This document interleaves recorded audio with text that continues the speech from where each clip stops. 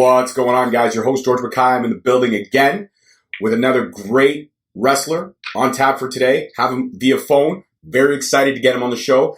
Please welcome to Straight Talk Wrestling, Vaughn Vertigo. How are you, sir? I'm good, man. How are you? I've been doing this for a long time, and I've really had a lot of fun chatting with indie wrestlers as of late.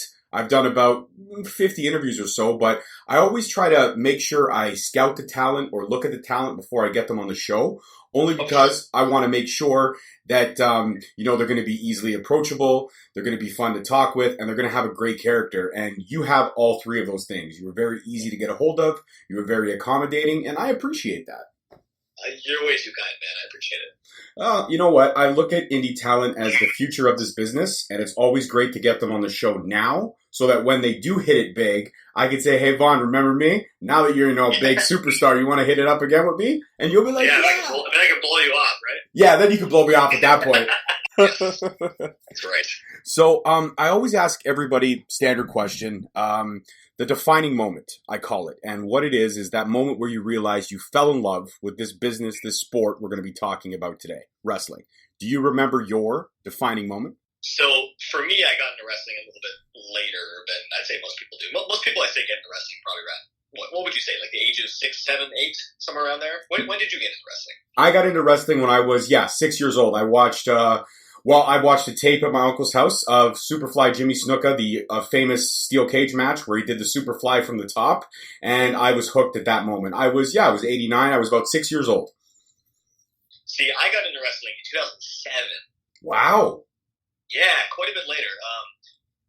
So I'll bring it back just a second here, because I went to school with one of my friends growing up was Wayne Fryer, and his aunt was Trish Stratus. So my entire time growing up, I knew this. I knew that she was a wrestler. I knew she was this entity, but I didn't really know what wrestling was. So he actually introduced me to wrestling, and it was the Royal Rumble 2007, so right at the beginning of the year. And obviously the Royal Rumble, in my opinion, is still my favorite pay-per-view of the year every time. It's unpredictable, and you never know what to expect, right? I could not agree with you more. That's my favorite pay-per-view, that one, and I do enjoy Hell in the Cell now these days. Oh, yeah, obviously, Hell in the Cell, because you know what you're getting with that, for sure. Royal Rumble 2007, it came down to Shawn Michaels and Undertaker, and they had that, 10-minute, match pretty much at the end of the Rumble, if you remember that. Mm-hmm, mm-hmm. And then that between two of the, biggest characters in wrestling, the biggest larger superstars in wrestling, that's really what hooked me. That's a great memory. That's a great moment. And that's a really cool connection to have. I mean, Trish Stratus, she's a legend. She's actually coming out of retirement this year to come wrestle back in Toronto in SummerSlam in a couple weeks. I can't get over that. I'm super excited about that. That's what I'm hearing. Trish Stratus was actually at my grade 8 graduation, believe it or not. She must have literally got all the attention. Pretty much. I mean, I remember I got a photo with her, but I remember I had a date with a girl for the dance. So, I was like, oh, do I get this photo with Trish right now? Or do I talk to her? Or do, I blow up my date? What do I do? What do I do? And I went with the girl anyways. But I have a photo with Trish. So you got both. That's good. I got both. Yeah, I never worked out anyways. But it's always a fun memory attached to that. Oh, no, for sure. That's a great memory to have. So 2007, you got into wrestling. What was the thing that I get it. Shawn Michaels, Undertaker, as you mentioned, two larger-than-life characters. But at that point, as you said, a little bit later than everybody else, but you must have just fell in love with it instantly at that point. And I guess the network wasn't around at that time, but you must have started watching everything you get your hands on at that point, right? You couldn't be more right. I mean, this was kind of the beginning of YouTube sort of thing. A lot of people were uploading those really awful, 360p videos on YouTube. So I'd go on there and I'd watch Jeff Hardy highlights. I'd watch those WWE Desire videos. I'd see highlights from, WrestleMania 13. I pretty much just watched whatever people were uploading at the time. And that's a great knowledge base to have. So when did you decide that, I can make this work for myself and I could make a serious go at this? Well, pretty much instantly I started a backyard wrestling federation with some of my friends. Actually, technically it was a basement wrestling federation, which turned into a trampoline wrestling federation. So we did that for probably about 3 years, and then there was a kid I went to high school with who I didn't really know super well. He was like a friend of a friend sort of thing. But he discovered Square Circle Wrestling and Square Circle Training in Toronto. He said, "Hey, like, I have a card. Do you want to come down and try this out?" And I'm like, "Absolutely. Of course I want to try to be a wrestler." I remember it was Rob Fuego who ran Squirt Circle Training. And I contacted him. I wasn't entirely sure if I wanted to be a wrestler at the time. And I messaged him saying, like, do you teach anything else other than wrestling? Like, can you learn how to commentate? Can you learn how to be a referee? Like, I was just curious about learning about the industry, essentially. So I sent him this email, and he's like, yeah, we of course, we teach everything. Whatever you need to learn, essentially. Didn't learn anything other than wrestling. So you wanted to just get involved in the business, but you weren't sure if you wanted to be in the ring, in the action at that time. Not necessarily, because I was 14 years old, so I wasn't really sure. But once I got in the ring, I had been replicating moves that I saw on my trampoline for 3 years previously. It was instant. I couldn't not be a wrestler at that point. So tell me about the first bump, because I always love these stories. You get in that ring, like the first actual wrestling ring that you're in, not a trampoline, not messing around with your friends in a backyard or a basement. You get in that ring, you take that first bump. What was that feeling like? It definitely sucked. I'm pretty sure I brought a couple tears to my eyes. And I remember I had to do 2 more right after, and it was just, it was the worst. I always joke that I kind of hit puberty as soon as I took my first bump, sort of thing. Because I mean, I was 14. I was 95 pounds. I was probably like just under 5 foot when I first started training. And like I always joke that that first bump is what kind of started my puberty. So you were in essence, you were a very skinny white version of Rey Mysterio. Essentially. And then there was a time probably about a year into training that Edge came by. And I don't know if you know the history of how Edge got into wrestling training, but he essentially wrote an essay to, I believe it was the Toronto Star. It was an essay contest, so if you won the essay contest, you would be essentially you'd be given free training. So this was under Ron Hutchinson. So Edge decided to pay it back to the industry to do this with Square Circle Training. I was already in training at the time, but tried to apply to this. Of course, I didn't win. I just wanted the free wrestling training, obviously. Mm-hmm. But when he actually came to Square Circle to decide who would win this, I remember him specifically talking about Rey Mysterio, and he kept saying, that there's only one Rey Mysterio, but he was looking me in the eyes as he said it. Oh, no. So it felt like I was the only one in the room, and he kept talking to me. It's just one of those memories I have. No, it's a great memory to have. I mean, very early on in your career that I could tell. I mean, having that friend who had Trish Stratus as his aunt, and then you get to have this little powwow conversation with Edge in a more how do you put it, classroom kind of setting, because there was other students there. I mean, the knowledge base that you were picking up very early, I could see the translation into how you've worked your character and your in-ring ability now. So, I mean, it makes a lot of sense, and it's fantastic. So when did you, after all the training, when did you get your first green light to actually step into a ring and have a match? So I actually, 2012, so about 2 years into training, I was given I guess I wasn't given my green light. I was given the opportunity to wrestle as a zombie for Wrestle Crisis, which was a promotion that ran downtown in like a theater. And my actual green light didn't come until July 2013. So it took a long time for me to get my green light. But up until that point, it's funny how I joked about wanting to be possibly like a commentator or a referee or whatnot. Because in the end, I actually ended up doing a lot of those jobs. I was a referee for a long time for Squirt Circle for like those 2 years before I actually got my green light. So my green light came July 20th. 2013, I believe, and I know you interviewed Gabriel Fuerza as well, so he was in the same match as me at the time.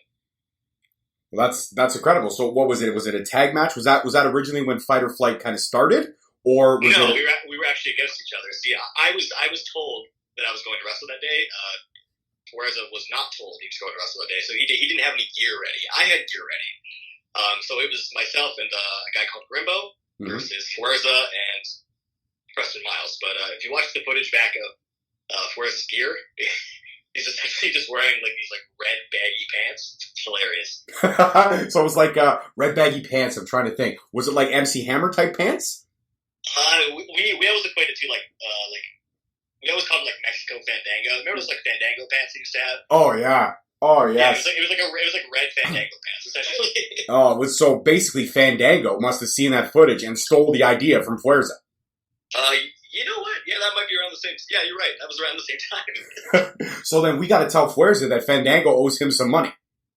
Oh, you're right. You should hit him up on Twitter. I'm gonna tweet that right after this interview. I'm gonna be like, "Hey, Fandango, you stole my friend's wrestling moniker, you jackass, and you suck anyways." So it's all good. Hey, that's not cool. I'm pretty sure he's injured right now. Yeah, that's true. Fair enough. I mean, I wish, you know what, since we're kind of on the subject, I mean, there's wrestlers you always see potential in, and you wish that they would get an opportunity, but when it comes to like the WWE, there's so much oversaturation and talent there that even with all these new shows that they're creating, I don't think there's a place for everybody.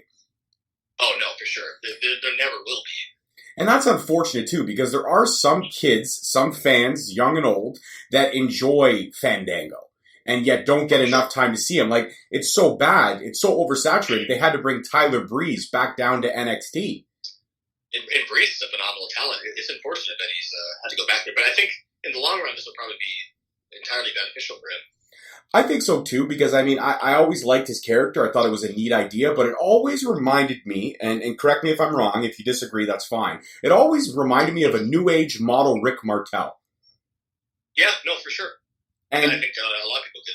And I think that's the problem. I think because it reminded us of something from what we loved, but it was new. It was in the modern age, but it was just like, nah, dude, you're Rick Martel. Just like even sometimes when I see Velveteen Dream and he's got like his opponent spray painted on his wrestling gear. And I'm like, dude, you're amazing. You are phenomenal. You don't need to walk in Rick Rude's shoes. You can be your own. You know what I mean? Yeah, not everybody needs to be a nostalgia act, essentially. And that's the thing, right? I mean, we can always take homage and pay respect to the legends that built this and paved the way for everybody in this business. Like, I'm a big JR fan. As far as commentating goes, which is one of my eventual goals, JR is end all be all for me. But when I have done commentary, I sure as hell don't say, "Oh my God," and I don't say that was a slobber knocker. You know what I mean? I pay respect where it's due, and if people ask me who's your favorite commentator, JR hands down. But I'm not going to try to take what he built and make it my own. I'm going to make myself my own. Absolutely. I think that's the right mindset to have. Well, and I think, and the reason why I bring this up is because I think that's the mindset that you have. So, and that's what I love about the character. Like, I saw you wrestle, I think it's now 2 weeks ago at, Kitchener, at Crossbody Pro. Crossbody, yep. I'm very affiliated with, and that's when you were on my list.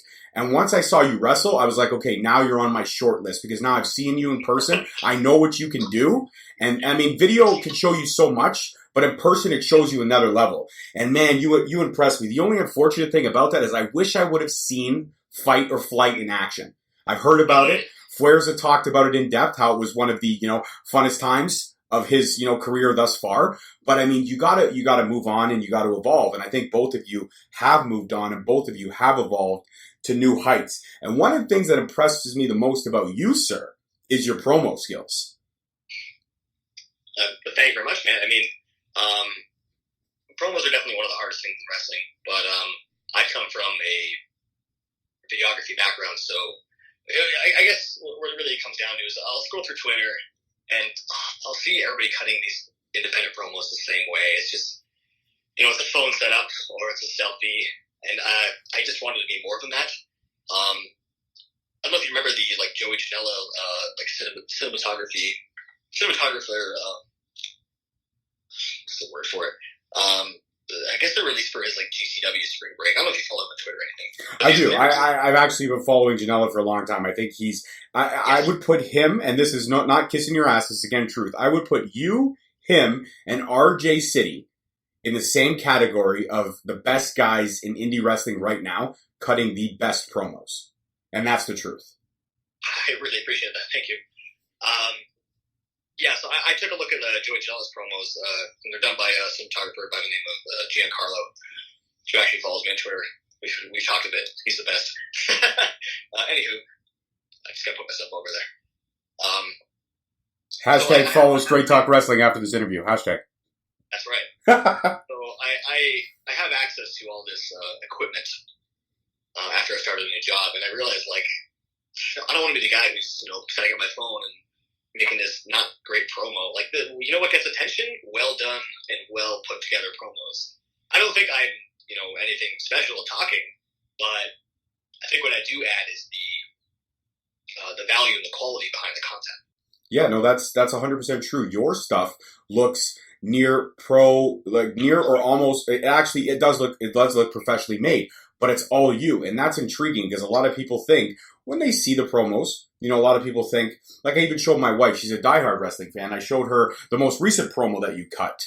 And she's like, wow, he's really good. I'm like, right. I'm like, he does it all himself. She's like, no, that's got to be a crew. I'm like, nope, he does it all himself. And that's what people need to realize, that just because you're in the indies and just because you have certain things and you're like, there could be a million wrestlers who have access to equipment like you do, but can they put it together like you do? I don't think so.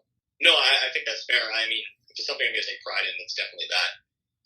It's definitely an image I want to portray, that and put together these, works of art, essentially, and hopefully that it sells tickets and it gains intrigue. Well, it does. I mean, every promo that you've cut, I've tried to scramble and get to a show. It's just always been a schedule conflict. So thankfully, I'm hooked up with Ben very well. Ben and I know each other very well.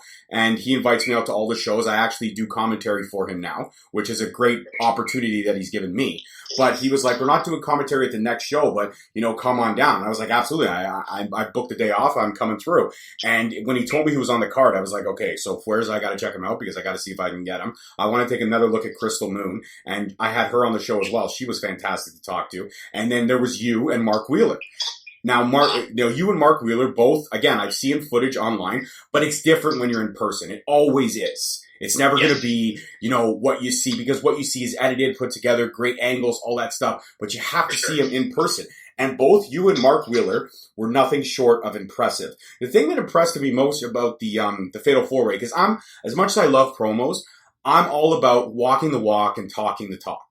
You have to back up what you speak. You could be a great talker, but you can get in the ring and you could suck. And that's the truth. But with the great thing about you is that your promo skills, I had already seen them. I was a huge fan of them for a while, and I saw what you could do in the ring, and you can tell a mean story. So just to get back on track for a second, once you got the green light, did the character that you are now, Vaughn Vertigo, was that always the same character, or did you have to kind of go through some changes and metamorphoses to get to where you are today in terms of your character? I definitely some metamorphoses. Because I started as essentially just a vanilla teenager. I'm not much more vanilla now, but through all the fight or flight tag team stuff, I think that's kind of where Torres and I both grew to have a little bit of a personality. It was a lot easier to have a personality with somebody. After that, it was really my first heel run at Barry Wrestling that kind of gave me a personality. It turned from, just kind of being arrogant to more having a chip on my shoulder, which is kind of where I try to get across with most of my promos. And I could see that. So in terms of what you do so far, what you've done so far in your career, you've been a face for a bit, and then you had your heel run. And I guess depending on the promotion, you may be a face or a heel. What do you prefer? What do you prefer more? Because obviously, where I've seen you at Crossbody, you are a face, whereas Fuerza is a heel. But I haven't had an opportunity to check you out at any other promotions. So what do you prefer more? Like Fuerza, when I ask him, he's like, I'm all about being a heel. If I can go out there and just get people to hate me, then I've done my job. Whereas he says he'll play face if he needs to, but he prefers the heel. Where do you stand on that? It really depends where I am. I say definitely the most fun would be a heel. Like, if I'm in Ontario, I'd much prefer being a heel. I think that suits me a lot more. However, if I'm in somewhere like Europe, you want to be a face. And the reason that is because you want to cut back. And, you want people to talk about your match. So you want to go on Twitter, and if you're a jerk, and maybe you take it too far, maybe it's out of character, they won't want you back, essentially. So I try to, even if I am a heel overseas, I try to be a little more flashy so people remember and will bring me back. Right, and that's obviously by being flashy, you mean telling better stories in the ring. Yeah. So in terms of your wrestling training and ability, is there one thing that you worked on tirelessly in the ring to get perfect, or is there one thing you haven't 100% got yet that you're still working on? I'm definitely not 100% anything. I wouldn't say my overall's 100, but timing is definitely one of the most important things in wrestling, and it's not something you can just pick up and get, essentially. It's just repetitions. Like when you first start wrestling training, if I go back and watch some of my footage from like the first year of training, like my footwork's all off, the timing's all awful. It just takes time. It's unfortunate, that's just the way it is. So patience is key. Patience is absolutely key. And not getting frustrated, because you can't get frustrated at your coaches or yourself, because that's just going to set you back. No, it's you can't get frustrated with them at all. You have to understand that most of what you do in wrestling is your responsibility, essentially. So in terms of your career thus far, is there a match, one particular match, could be with Fight or Flight, could be a singles match on your own. Is there one match that sticks out in your mind as thus far your best body of work?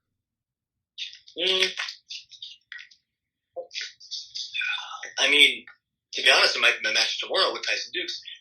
But in the past, I would say there was a match that I had, my first match over in the UK, and it was against a fellow by the name of Kip Saban.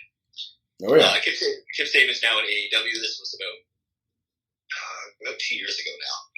It was just one of those things where I never met the guy, didn't really know much about him. Obviously, he didn't know much about me. We just had this instant chemistry, and I've never seen the footage, so I'll never know if it was actually good, which might be better in hindsight. But there was just this moment in the match where I was leaning up against the ropes, and like the kids were rushing the ring, and they all had their peace signs out, their V's, and we were all tapping V's, like they were like motivating me to get back into the ring. It was just something that always sticked out, and I remember the match being very good, and everyone seemed to be very happy with it. And of course, it being my first match overseas, it was something that I'll always keep with me.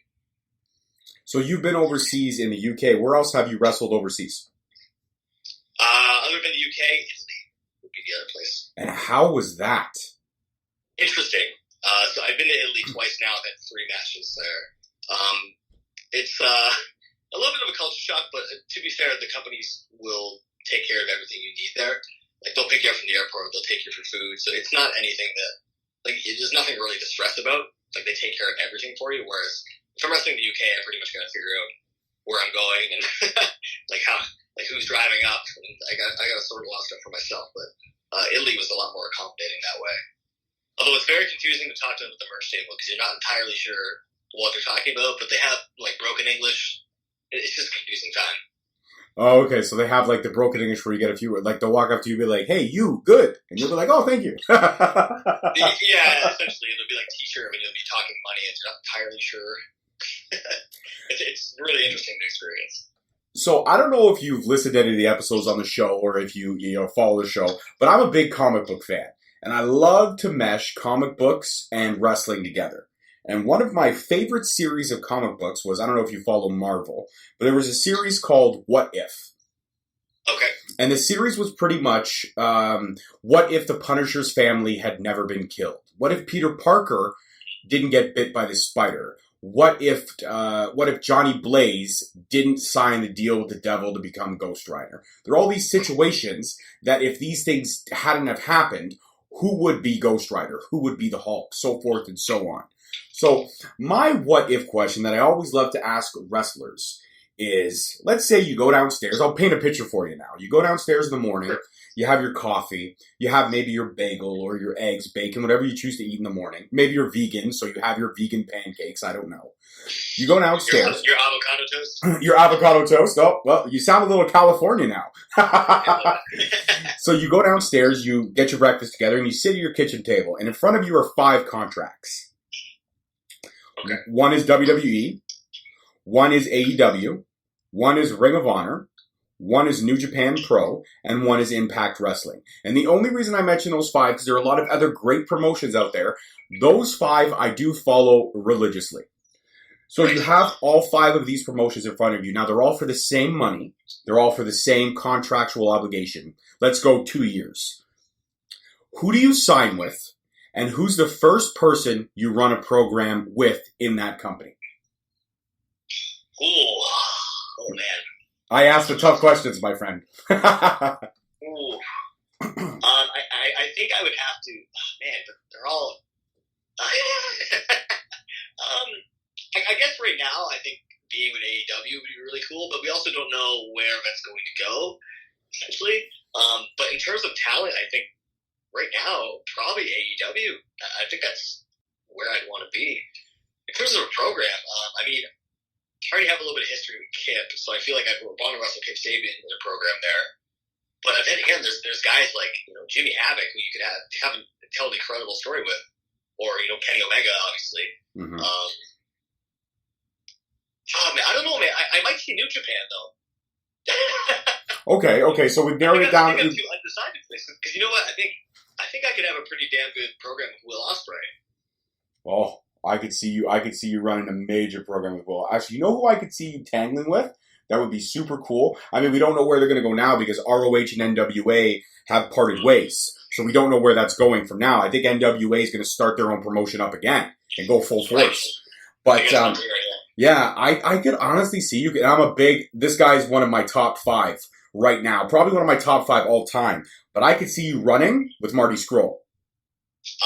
Yeah, for sure. I mean, obviously you're saying that because of the glasses. The glasses, but also the promo skills on both parts. Like, I look at a guy like Marty Scurll, and I look at his production quality, what he puts into his promos, and I think, yeah, epic. Like, one of my favorite promos he ever cut was when it's, why die a good guy when you could die and be remembered as a villain? And that just, to this day, those words just, they run chills up my spine. Because I'm such a fan of his character and everything he does. But I think your promos and his promos together would just be fire. And it would have to culminate. But it would have to culminate in a steel cage. At Final Battle, right? Yes, it has to. It has to end in that steel cage. I think a steel cage would be the way to go. A steel cage match is something I've never had. It's something I'd love to have. Oh, you've never had a steel cage match? Never had a steel cage match. Oh. There's not a lot of steel cage matches happening in Ontario. That's right. You know what? This is the first time I've ever really thought about it. But now in hindsight, yeah you're right. There really is not a lot of. They're out there, but you know what? There might only be probably, I'd say maybe 2 to 3 steel cage matches a year. Somebody out there has a cage though. All right. Well, if there's anybody out there listening, and anybody knows Marty Scurll, let's book this match. Let's get it done. Book it. It has to be Final Battle though. It has to be Final Battle, and of course, because that's December, right? Yes, of course. That's my birthday, so let's do it then. Let's do that. But just remember that since this was my brainchild, you're going to bring me with you, and I'm going to get front row seat. You know what? No. You're not going to do front row. You're going to commentate. I'm going to. All right, I'm in. Let's go. Everybody, start tweeting Marty Scurll. Let's make this happen. So, and what's his name? Riccaboni? Yeah. You cold Riccaboni. There you go. That's right. Let's get on these people right now. Let's make it happen. So I'm actually intrigued by this right now. So let's go back to the steel cage stuff for a second. So in terms of indie wrestling, what type of matches, like stipulation matches, have you had thus far? I mean, in terms of stipulation, I've had, I believe, 2 ladder matches. I've never had a tables match. I've never been put through a table. I don't know how I've avoided that all this time. I've definitely had plenty of street fights and no holds barred. Tornado tag team matches. Definitely various versions of multi-man tag matches, singles matches. Other than that, I mean, battle royals, Royal Rumbles. Mm-hmm. Mm-hmm. Other than that, I don't think there's anything too out of the ordinary. So what's your favorite, like... Definitely not a death match. Definitely. Oh, I was just going to ask, in terms of, like, your stipulation matches, what's one you love to, like, if somebody puts you on the card, they call you up and they say, hey, listen, Vaughn, we want to book you for this event, and we want to put you in this stipulation match. What is your favorite stipulation match that you love to wrestle in, if you get the opportunity? Well, if they tell me steel cage match from Marty Scurll Final Battle, I have to take that. But if they don't give me that, then I like a good old no holds barred, to be honest. No holds barred matches are so fun and so intriguing because they get the crowd involved, but also you never know what's going to happen. And it's not like really that can be fully prearranged. A lot of the time it's got to be the most organic match there is because you don't really have time to pre-plan everything you're going to do because, again, wrestling is so organic that it's going to be hard to figure out where you're going to be at the right moments to get those right bumps. For sure. And another thing, if you watch a ladder match or a TLC match, you pretty much know what to expect from it. Somebody's going to fall off. Somebody's going to fall through the ladder. There's going to be a chase sequence at the end. No holds barred match, it's an open canvas. You know what? You're right. That's the only canvas I think in wrestling where it really is open. It really is up to the two guys or girls or whoever's in the ring at the time to really just be organic and make sure it happens in the best way it can. Yeah, absolutely. I mean, no holds barred is not. You're not restricted to what weapons you have to use. Essentially. Yeah, they're just whatever's out there is out there. You could have a chair, you could have somebody's beer cup, you could have a little girl's doll if she's sitting in the front row and use that. You know what I mean? I'm not that mean. That's awful. You're right. You don't want to do that to a little girl. I have 2 daughters of my own, and I know both of my daughters would probably get right up in the wrestler's face and be like, "Bro, you owe me a doll." Like, it's not even funny. You owe me a doll. You don't mess with little girls. 100%. And luckily enough, my daughters are, they've come to a couple shows with me, and the whole family's very big on wrestling. And that's why, the family supports everything I do with the podcast and all the great talent that I get to meet. So it's very cool to have that great support system around you. In terms of support, that gets me to my next question, Segue. You see how I did that? Good segue. What is your support system like? Are your family members on board with your career? Mom, dad, I don't know, girlfriend, brother, sister? Does everybody support your moves that you're making in this business? Absolutely, actually. I come from a family of people who love to travel. So they've especially my parents, they're 100% on board with wrestling because first off, they know it makes me happy, but they know there's an aspect of travel. They've always taught me that travel is the best education. So anytime I get to, even if it's just, somewhere in Ontario, go somewhere new, I try to take a little bit of time before the show to look around, see what there is in the town. Well, that's incredible. So is there any place right now that you, anything upcoming that you're looking at, this is going to drop just after SummerSlam. So is there anything you're looking forward to upcoming in that later part of August that maybe you haven't gone to? It'll be your first time going to wrestle? Ooh, yeah, I'm really excited for the C4 Fighting Back show this year. They run one every year for the Cancer Society. I haven't actually been able to do one for the past 2 years. I did visit them earlier in my career. But this one coming up looks like it's going to be something incredible. I think tickets are already almost sold out. Cody Rhodes is going to be there. Joey Janela's going to be there. Butcher the Blade. A whole wealth of talent, really. And C4 is another promotion that took Flores and I under their wing very early on. I guess they saw something in us before other people started seeing something in us. That's amazing when you can have because you always hear there's a lot of stuff coming out these days. You got that Vice show, The Dark Side of the Ring, and you always kind of hear about all the negativity, but you never hear about the camaraderie and the positivity in this business that we have. So it's so refreshing when you hear, a wrestler come on the show and he says, these guys gave me an opportunity. These guys gave me an opportunity, and it's worked out wonderful because wrestling is one of those places. Yes, you can have the training, but you really do have to learn by doing. You can't just be training your whole career. You've got to get in the ring and you've got to do it. Camaraderie that's there in the back, the kind of, I guess you will, the camaraderie with the boys and the girls, everyone in the trenches, all your wrestling, relationships that you've made and how people are given the opportunities, but you have to learn by doing. Yeah, for sure. I mean, especially the camaraderie is a very important part of what we do, and it's honestly the most fun part. I'm lucky. I'm in a good support system of other wrestlers who, we all look out for each other. We travel together.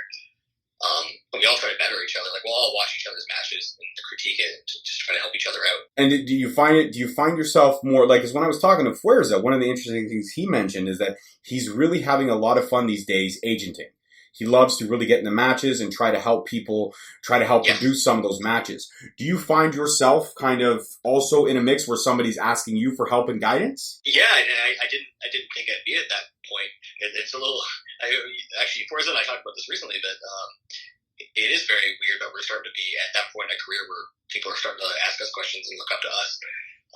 But yeah, I obviously enjoy doing agenting as well. It's a completely different beast when it's someone else's idea. Because sometimes I find it's easier to come up with ideas for someone else than yourself. Because you're obviously going to be a lot more critical of the idea. Right. But in terms of what's the crazy, so when you've agented a match, what's one of the craziest ideas that you threw out there? Were there any wrestlers who were like, no, I don't know if I can do that? Or the wrestlers like, damn right, I'm going to try that. Let's do it. Was there any kind of situation? That I threw out there, that's probably, it'd probably more likely be them. I mean, I might have said something jokingly like, "Hey, do a Spanish fly to the floor," but they're not that dumb. Like, I don't mean it seriously. So I gotta ask, because I'm always intrigued about like character decision makings. Where did the name Vaughn Vertigo come from? If you don't mind sharing, if that's not too personal. How dare you ask that? I can't answer that question. All right. And legally, no, it's fine. So Vertigo was actually my backyard name. Okay. I guess I always like guys like Jericho and people with funky, weird names. So I guess I looked at that, and I guess I don't know how I came across Vertigo, but I was like, oh, that'd be cool. And then it's motion sickness. So it's like, oh, I mean, that would kind of describe the style I'm going for. So let's go with that. And Vaughn is actually my middle name, so it means small but big-hearted, which I think is another thing that adds to who I am as a person. Yeah, I could definitely see that. It's like, I'm small, but I carry a big stick, so don't fuck with me. Essentially. So in terms of, because like I can't get enough, again, Vaughn Vertigo, thank you so much for being on the show. But I have to ask this because I'm, like I said, big fan of comic books. What if? Is there anyone in the indie business right now that you haven't had the ability to wrestle, that given the opportunity you would love to get in the ring and just mix it up? A lot of the wrestlers I want to get in the ring with right now are in the UK because that's mainly where my goals are going forward and next into the future. But right now, it would be guys like Mark Andrews. Mm-hmm. Definitely Will Ospreay. I mean, he's not in the Indies. He's a bit out of reach. Joey Janela would be another one that I'd love to get in the ring with. I believe, actually, I've been in the ring with him in an 8-man tag, but I don't think we really got the chance to actually have much interaction, unfortunately. Is there anybody you think that I'd be able to have a really good match with on the Indies? Well, I haven't. I don't know who you wrestled or who you haven't. Like, I've watched as many matches as I can. Have you mixed it up yet with Josh Alexander? I have only once actually, and that was a match I had at Barry Wrestling. That would have been about 2 years ago as well, actually. Now, right? Okay. When I was a heel. Oh, that's when you were a heel. Yeah. So I gotta ask, because I always ask everybody this. Josh, he has the meanest chop in the world. And when I interviewed him, I tried to get him to give me a chop, but he's like, I can't do it to you, man. You won't be able to handle it. And he was right, because I listened to him when he wrestles, and I'm like, oh, I don't think I could. So on a scale of 1 to 10, how hard is that chop? You know what? I'm going to only say probably about a 7. I've definitely felt worse than Josh, but in terms of the loudest chop I've ever taken, that would be Josh Alexander. Josh Alexander. Yeah. I've seen some guys, like, I watched that same match, the same show I saw you wrestle in. I also saw Aiden Prince take on Michael Elgin. And I got a picture with Aiden Prince after the show, and his chest was literally it looked like ground beef. I saw that. It was mutilated. It looked like he had been through a war, and that was hands down probably, and I'm a big fan of Aiden, but and I told him after the match, I'm like, dude, that by far, that is probably my favorite match you've done so far in your career and what I've seen of you. That one there ranks the highest for me as like a personal favorite. So, for sure, especially a guy like Elgin. I mean, he's gonna bring out the best of you, but he has such big roots here, So anytime he's back around is always a good opportunity. He's a guy I've never actually wrestled as well, who I'd love to get in the ring with. Oh, you know what? Now that I know that, I think you two would burn it up, because I think Michael, because I think a lot of people mistake his size as he's going to be slow, but he is not slow. That guy moves like a freight train. At one point, I took a sip of water and I thought he was to the left of the ring, and I looked over, he's already at the right. I'm like, Jesus, how did that happen? Like, so quick. And that's another thing too, like your speed impresses me as well. You really do fly around the ring. In terms of your style though, what's one of the things you just love to do?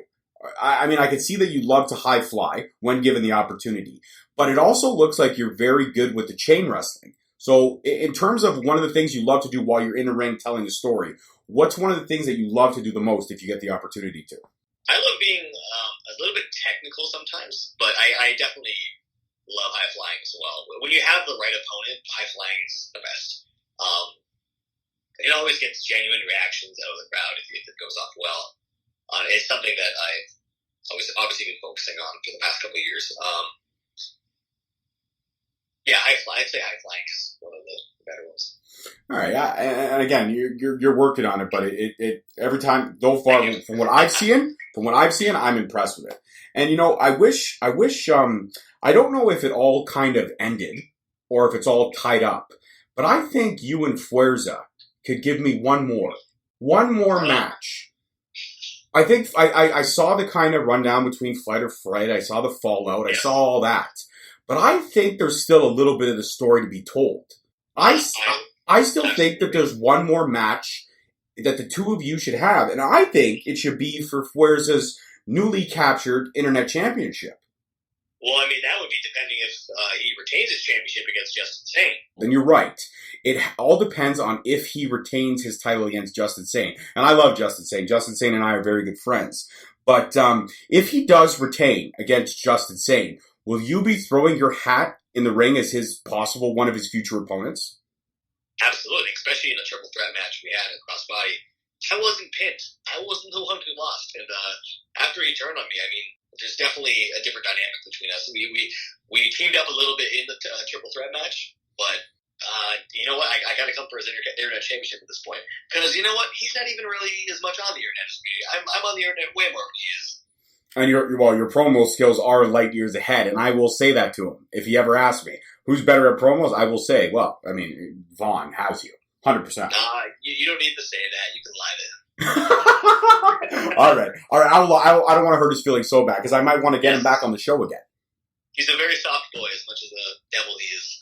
No, and you know what though? That's what I love about the how well people can morph into their characters in the ring, but when you meet them outside the ring, they're completely different. I love the juxtaposition, if you will, on how well a character could be crafted and how well somebody can pull it off. But then when you meet them when they're not in character, it's so refreshing. It really, really is. Oh, for sure. I totally agree. So you talked to you had the chance to talk to Santino Marella before? Santino? Yes. Oh yeah, I interviewed him. God, must have been about 2-3 months ago. So him without his accent is always very, very interesting to me. It's just one of those things I never get over. Oh yeah, you're right. Yeah, you know what's funny? He cut a little snippet for me where he was like, "Hey, this is Anthony Corelli, aka Santino Marella, and you're listening to Straight Talk." I was like, "Dude, you do that so easily." He's like, he just goes in and out of it, yeah. Without even thinking, I almost see him one time when he's teaching one of his judo classes at Battle Arts, and when a kid kind of gives him the gears, I can see him walking over and giving him the stern Anthony Corelli voice. And then when the kid feels kind of timid, then I'll go and be like, "But don't worry, Santino will guide you." That's hilarious. I just see that, and I see that definitely happening. Well, Vaughn, this has been an absolutely amazing interview. Thank you so much for your time. But I do have one more question, if you're okay. Let's do it. All right, my last question, as always, again, back to the comic books. Any wrestler, any time period in history, your dream match? Give me you know what? Give me Chris Jericho in 2002, 2003. Nice. Y2J Jericho when he just came to WWE. I love it. Yes. Right, where he was a slow start, but once he molded into who he would eventually become, that was, in my opinion, one of my favorite parts of Jericho. One of my favorite evolutions of Jericho. Yeah, that one, and I also like the little storyline he ran with Kurt Angle or Kurt Angel, if you will.